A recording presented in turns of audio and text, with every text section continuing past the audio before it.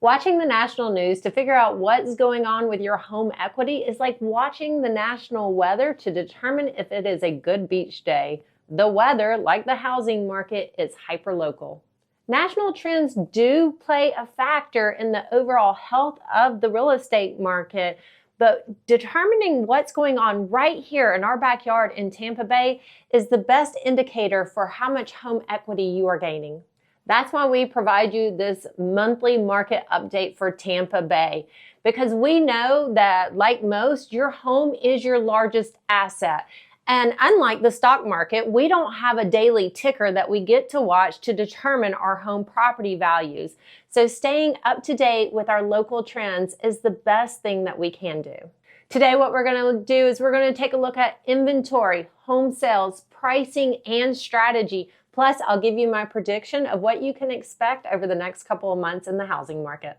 My name's Rachel Sartain Tenpenny. I'm the broker owner of the Tenpenny Collection. We've been opened in the Tampa Bay area for just shy of 2 years, but I've been selling real estate here for over 2 decades, and I'm excited to bring this information to you today.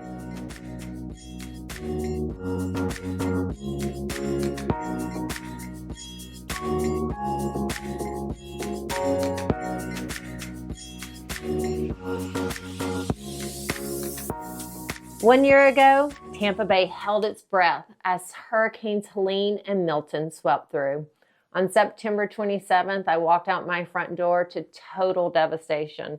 I can't say I necessarily slept that night because around 11 p.m. we started hearing the car alarms go off as the water slowly made its way down the street. Some neighbors and I stood out in the street in thigh-high water waiting for high tide. And then the next morning, we didn't have cars, cell phone service, or electricity. So I just started walking down the street and going into my neighbors' homes and helping them remove all of their flood-damaged items. Sofas and rugs and clothes were all drug out into the street. Over the next few weeks, I entered over 30 homes, and we tore out drywall and cabinets and flooring. All of this was piled up on the side of the street in massive debris piles.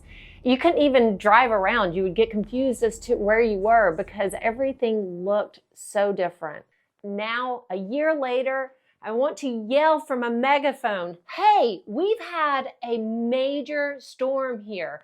I want to yell that to all of the national analysts who are looking at the real estate data, showing our numbers are down and not taking into consideration what we've been going through. The 1-year anniversary of the storms also brings a massive sigh of relief across Tampa Bay. But more importantly, it brings in some very strong real estate statistics to show that our area's housing market isn't crashing. We've just been recovering. We won't have a full year of data until after the end of October. Hurricane Helene hit on September 26th, so September shows a little bit of year-over-year change, but I've also pulled some preliminary data to show you the positive signs we're going to see once the October data is released. So let's get started by looking at the inventory. In Tampa Bay, there's about a 4-month supply of homes right now, which keeps us in a seller's market, and that hasn't changed much over the past year. Just as a reminder, a seller's market is anything with less than 6 months of inventory. A balanced market is 6 months of inventory, and a buyer's market is anything with more than 6 months of homes available for sale. Inventory is up 12% year over year. And since we're in a seller's market, it typically means it should be easier for you to sell your home. But that's just not what we're seeing. Right now, only about 25% of the active listings are being sold on a monthly basis. It appears that buyers are waiting on a buyer's market and sellers are just not willing to let that happen. The sellers are waiting on conditions to improve. Last month in September, over 1,000 homes were taken off the market. They were either canceled or expired because sellers just will not continue to go through this process. They're waiting for the spring market. The delisting surge continues as sellers take their homes off the market, and actually inventory has dropped 13% since the hot summer months. As home buyers and home sellers continue to wait until better conditions, it's like they're playing a wait-and-see game. Who do you think is going to win the game? All right, let's jump on into home sales. In Pinellas County in September, there were 812 single-family homes that sold. Now, this is down 13% compared to August, but it is up 22% compared to September of last year. Now, let me tell you why that is important. The national numbers rely on Zillow's home index, and that looks at the health of a real estate market over a 12-month period of time. So if we're looking at September versus September, the number of sales in Pinellas County increased 22%. That's spectacular. Hillsborough County sales are up 14%, but you will not find these numbers in national headlines yet because Zillow hasn't released their September data. This is another reason why you should just pause right now and go ahead and click that subscribe button, because we are bringing you the local real estate numbers before the big data collectors are able to publish them. Inventory has increased. It's still a seller's market, but the number of transactions has also increased. What is going on with sales prices? Last month, we reported that the average sales price in August in Tampa had jumped up, but September numbers were not looking so good. The average sales price was down to $529,000, competing with January's $521,000 for the lowest average sales price of the year. Because average sales prices month over month tend to be a roller coaster, median sales price gives us a better idea of market conditions. Now, the median price in September was slightly down from August, but it was just $430,000 to $428,000. Pinellas County saw the lowest average sales price for the year in September. It was $567,000. In January, it was $587,000. Can I just pause here for a second and tell you, if you are buying a home, go do it now. Home prices are down $60,000 versus where they were in May. Now, I know all the buyers out there and their advisors are telling them, just wait, they're going to keep going down. But I've got data to show you that's not going to happen. And if you're a homeowner thinking about selling your house, you're probably wondering why I'm so excited about a $60,000 drop in prices. I'm not. Frankly, I'm just confused. I'm confused as to why buyers have put the brakes on, because now is the time to go shopping. But if you are selling your home, you need to understand that price is just one aspect of it. And that's how we get into the next thing, which is all about the strategy. I recently took a listing and I priced it very strategically and very well. We priced it right under $800,000. And the reason we did this is because most buyers look in price increments, and they look in increments from $600,000 to $800,000 or $800,000 to $1 million. But there was more to the strategy than just price. This property was on the market with another agent previously, and they had started the price at $849,000. Again, I didn't think price was the big obstacle, but they had reduced the home 4 times during the time it was on the market. When I met with the sellers explained to me they felt like people were not looking at the home. They were just looking at the seller's stuff. So I brought in my designer and my marketing specialist, and we put together a plan. The sellers got to work. They loaded up a full pod of furniture, collectibles, and knickknacks to clear out the house before we went back on the market. This strategy brought in over 140 people to see the house, and that was a combination of open houses and showings. And I would love to stop there and tell you that it also brought in a great offer in the first couple of weeks, and we went under contract right away. But that's not how today's market works. Buyers need time to make good decisions. So we decided we would be patient. After 4 offers that were not so great, and I can't blame them, why not put in a low offer in this type of market? But I was adamant about the value of this property, and the sellers trusted my opinion, which was another benefit. So on day 54, the sellers got a contract for an excellent price. And this is where I'm going to get on a soapbox just a little bit, because it drives me crazy when realtors and or the sellers think that price is the only strategy.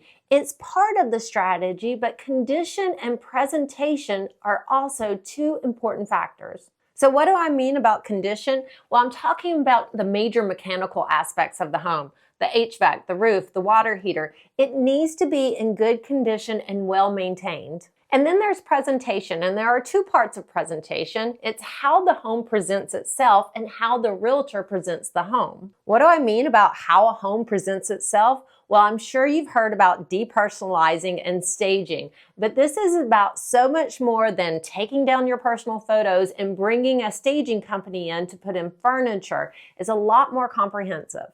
When you live in a home, you make it yours. You make it yours by the furniture you choose, the paint colors you paint, and the knickknacks you display. And here is where I will remind you that buyers are not buying your home, they are buying their home. And if they cannot envision themselves living in the home, they are not buying it. And this is the reason why you have to depersonalize it. I understand if you're still living in the home while it's on the market, this might be uncomfortable, but you have to decide, are you willing to be uncomfortable for a short period of time to maximize your gains, or are you that adamant about displaying your sports memorabilia in the living room? Either way, it's just a choice. Are you making a choice to maximize your gain and save time, or to lose money and cost you more time? And please do not tell me that a buyer can look past it, because I'm here to tell you they cannot. The placement of your furniture is also personalized. So what we try to do is stage the home to showcase the features. For example, if your home's waterfront and you have an excellent water view, you don't want to put any furniture or items in front of that view. Now, this seems easy and simple, but I can't tell you how many homes we go into where the view is actually blocked. Staging also enhances the flow through the house, and that's why I like to bring in an interior designer and my marketing specialist to prepare the home for sale. This is helping us present the home in its best light. Now, here's where I get on a little bit of a rant. When a realtor suggests a price reduction, instead of suggesting things to help you with the presentation of the home, I get upset. I can't believe that people have the guts to tell you that you need to lower your price or otherwise lose your equity, but they can't tell you that your paint color is ugly and that your home smells funny. And it isn't that all realtors don't have the guts. I mean, some of them just don't know. And I'll admit, I miss things all the time. That's why I bring in a team of professionals to help me prepare the home so it presents itself in the best manner. Because some things are overlooked or just not known, I want to provide you with a couple of quick tips to help you prepare your home for sale. Now, some of these are more focused on photography and some of them will be focused on showing the home. Let's start with the countertops. Nothing on the countertops. That means you need to remove your coffee maker, your toaster, your air fryer, and yes, that container of utensils that you have on the kitchen counter. However, as one of my team members says, countertops go past the kitchen. Look at your bathrooms and all of your dressers. Look at the surface area throughout the house. And just remember, the more counter space you can showcase, the more value you showcase. Number 2 on the list is to remove rugs and hand towels, especially in bathrooms and kitchens. They actually pull the eye to them and everybody misses the features of the room. So just go ahead and remove those things. This is definitely a photography thing and not necessarily regarding showings. Number 3, clean out your closets. So you cannot take all that junk that you took off the bathroom countertops and the kitchen countertops and stuff it into the closet. The number 1 complaint most buyers have is that the closets are too small. A dirty, cluttered closet makes it look small. So you want to make sure you clean out the closet and remove some of those items so you get some good floor area. Number 4, look at your trim work. Whether you need to paint the baseboards and doors or just clean them, these things subconsciously tell the buyer that the home is either move-in ready and clean or dirty and dingy. Number 5, Ozium. I'll actually put this in the description. Ozium is my favorite air freshener because it's not necessarily an air freshener. It eliminates odors. So I use this on all properties prior to a showing. And I'm going to go ahead and caution you, be careful if you're using a lot of plug-ins because a lot of people are allergic to those, myself included. And the last tip is bedding. Yes, I know bedding isn't a feature of the home. It's not staying in the home, but a well-made bed can give the illusion of a cozy retreat. In one listing, Audrey was remaking the bed and found 17 pillows, but by the time she was done, it looked like it was ready for a magazine shoot. There are so many other little things that you can do, and it drives me crazy looking at listings in the MLS. And there are obvious things that can be improved to save the seller money. Instead, the property just sits there in the same condition as they drop the price, just trying to find a buyer. But it's not just price. It's price, condition, and presentation. When you have all three of those, you'll find a buyer. But even if you get those three things in order, don't expect buyers to be in a mad rush to come buy your home, because homes are sitting on the market on average 69 days before going under contract. Okay, we've shared a lot of information, but really what I want to share with you is what you can expect over the upcoming months. The Tampa Bay real estate market has been down. It's been devastated, literally. But I predict that over the next few months, we're going to see some really positive signs. Unfortunately, it might get a little uglier before it gets better. The real recovery numbers won't show up for until about November, December. It's because October will give us a full year-over-year view of what's been happening in the recovery efforts, but those October numbers won't show up until late November and will not be published until early December. Year-over-year trends are still showing declining numbers, but I'm going to give you a little sneak peek of October year-over-year. We're going to look at one of the hardest hit areas, Pinellas County, looking at October 1st through October 15th of 2024 versus 2025. During this time of October in 2024, there were only 169 closings and the average price was $499. But more recently, there were 377 closings with an average price of $570,000. That's 13% up from this time last year. These numbers prove that Tampa Bay has been in recovery mode, but don't run out and put up that for sale sign just yet, because it'll take a couple months before the national news catches wind of it. And it's going to be just in time for the Fed to cut rates again. My prediction is all of this is going to take place just in time for the busy spring market. Not only will the numbers show strength, I believe that buyers will come out of their 3-year hibernation. If you're selling a home and you can wait for a few months, then do it. But if you need to sell it now, then make sure you take into account all three things. It's price, condition, and presentation. And if you're buying a home, don't wait. Right now, the 30-year fixed mortgage is hovering between 6.2 and 6.3%. Yes, the Fed is going to cut rates, but it's not going to make a drastic difference on the 30-year mortgage. Let's call it high fives. Let's say that they are at 5.9% in the spring market. But prices are going to increase, and so is competition. Right now is the time to buy. My name is Rachel Sartain Tenpenny. That's my prediction. That's my data. I hope you enjoyed it. If you did, please make sure and hit that like button. Leave me a comment below and don't forget to subscribe.